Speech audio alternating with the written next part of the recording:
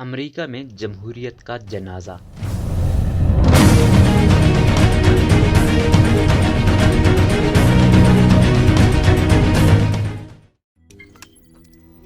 روزنامہ قدرت کی ویڈیو دیکھنے کے لیے ابھی یوٹیوب چینل پہ سبسکرائب کریں اور بیل آئیکن پر بھی کلک کریں۔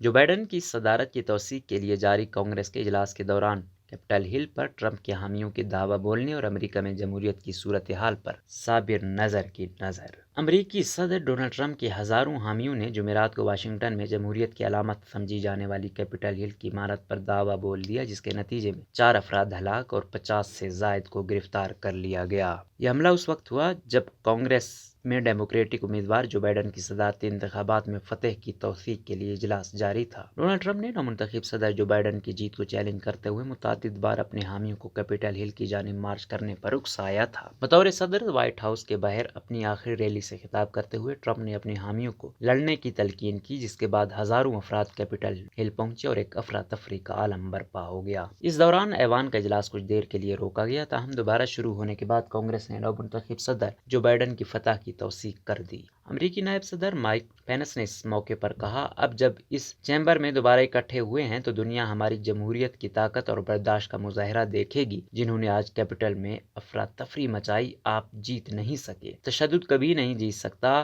آزادی ہمیشہ فتح یاب ہوتی ہے اور یہ ابھی بھی عوام کا نمائندہ ایوان ہے۔